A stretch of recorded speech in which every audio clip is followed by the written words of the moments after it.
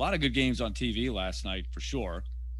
But I think you'd have to say that it was shocking just how big that first inning was for Vanderbilt last night. Just never would have seen that coming. Huge 2-out hits to, it's one thing to be down 3-1 at the end of the first inning.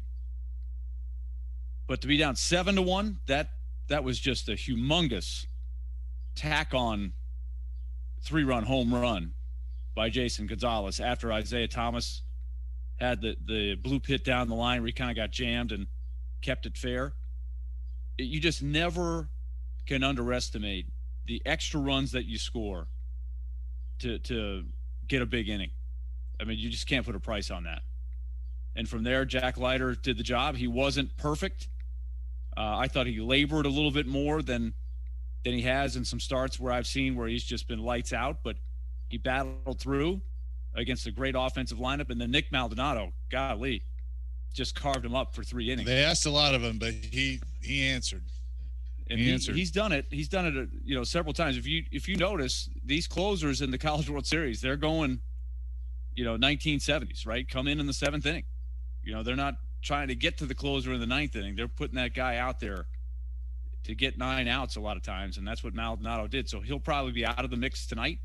He kept his pitch count to where maybe, he could be good to go tomorrow night if they need him. But they've still got their, closer 1A in Luke Murphy ready to go tonight. But he had an extended outing on Friday. So, but he should be rested up, ready to go tonight. So they're in a good spot. But I think you're going to see some desperation from Mississippi State tonight. Well, you have to. You think they'll be desperate tonight?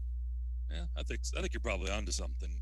McLeod did not have his stuff last night. He's been getting roughed up. I brought it up yesterday. He's a good pitcher, but he had been roughed up last several outings, and he clearly didn't have it last night. It was pretty easy to tell. I thought, quite honestly, they may have gone a batter too long. I thought they were gonna pull him before when they did.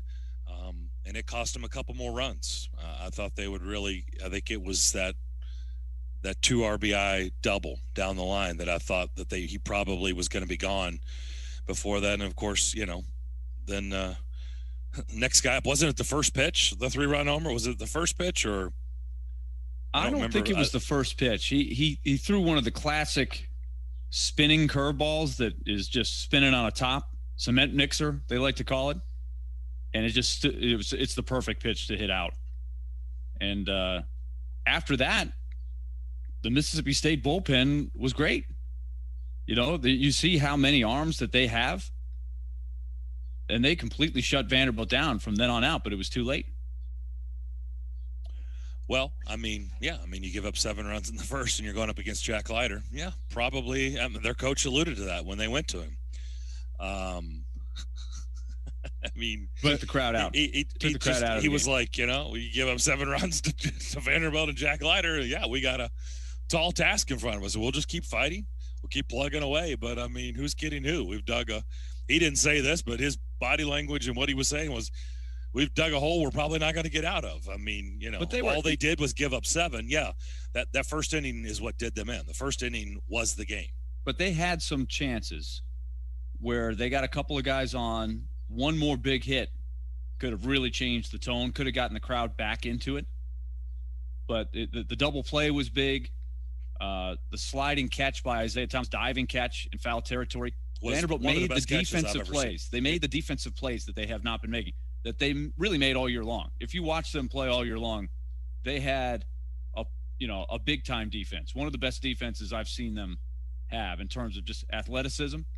But it had not shown up in Omaha. They were really struggling in the field by their standards, but they got it done last night. That was big because they never let Mississippi State back in the game. When you have 20,000 fans or whatever it is that they have, it sounds like 30,000, right? They had a takeover of the stadium. It just would have taken 1 or 2 more hits. If it gets to 7-4 in the 5th or the 6th inning, I'm telling you, it's complete tension. It is all kinds of different feel than it ended up turning out to be. Just even the extra run that Vanderbilt got, they got the 8-2. It made things a lot more calmer. Coach Willie, right? I'm thinking in these terms, right? Because you're watching Leiter. He's not going past 100 pitches after he threw 122 last week, right? And you can tell he's not quite as battling. Locked in as he has been. Exactly. And Mississippi State is a tremendous hitting team. They're a great hitting team, especially the top of their order. But he got through it. He never let him back in the game. But he got through it, and Vanderbilt did what they've needed to do basically this entire playoff. The bats woke up. The bats backed him up, and like you just said, defensively, they were able to make some plays and help him out too. And that has been, at least in my mind, what we've discussed of Vanderbilt hasn't quite played their best. But now you saw that last night. And that was big for them to back Leiter up when Leiter maybe wasn't at his best when he has been and the rest of the team hasn't. So that was a complete game by the entire team, and now you're one win away from another national championship and continuing to play this villain role that I guess people have put on him. But I love to see it because they did exactly what they needed to do to take control last night. And that's what's scary about how good Leiter is that was probably his B stuff, and he still goes 6 innings, 2 runs, 8 strikeouts, right? And comes away with the win. But as far as the bats, Chase, they're worth making. Yeah, they got some big hits in the first inning, but they really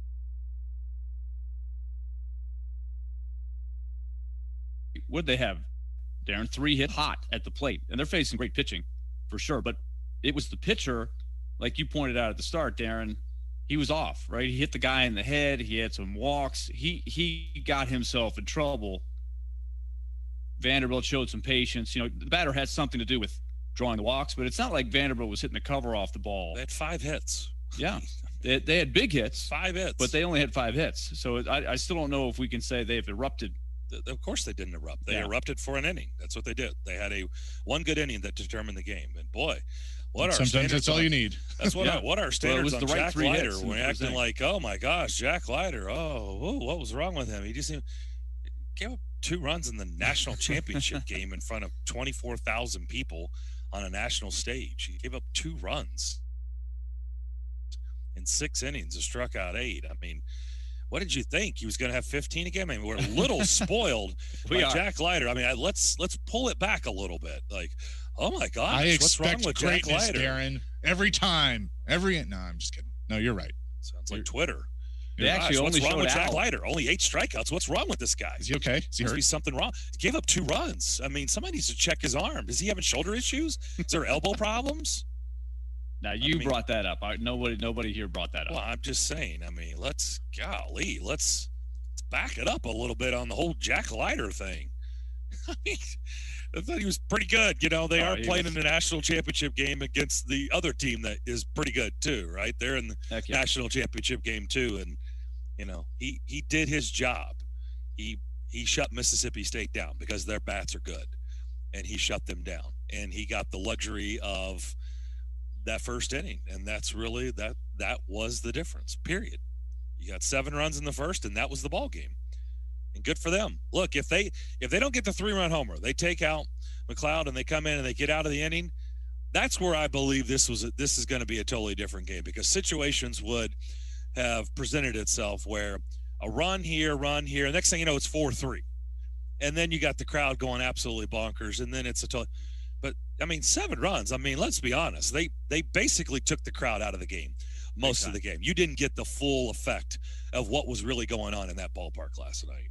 I agree. And that's credit to the home run by Gonzalez just completely gave them the cushion to keep them from getting into it. Now, let's look at the last 3 times Vanderbilt's been in the final.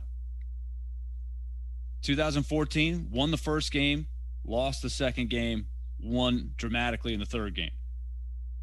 2015, won the first game, lost the second game, and then lost the third game. 2019, lost the first game, won the next 2. It's never been a sweep. So I think that's the thing to always remember is it's just I don't know, it always feels like the team that wins the first game is in such great shape, but it's deceptive. So you have to maintain that edge. That's what Tim Corbin works hours and hours with his groups to build that mental toughness. I think that's going to be a huge thing tonight, especially because they won't have one of the two aces on the mound tonight. It's going to have to be one of the other guys. Is it going to be Little? Is that what you think? I think that would be my guess. The other option is, of course, Pat Riley, who is an extremely talented freshman in his own right. But Great I think hair. Little's got the 3-pitch mix that I think could get through the lineup a couple of times. Mississippi State hasn't seen him. Riley had a start against Mississippi State in the regular season at Hawkins Field where he did not get out of the first inning. Chris McIlvaine came in and pitched brilliantly for, I want to say, like 5 2/3 innings to get them to Maldonado, who had a great outing in that game, and they won the rubber match of the series. I think McIlvaine is going to be in this game. He's in the plan, I would think.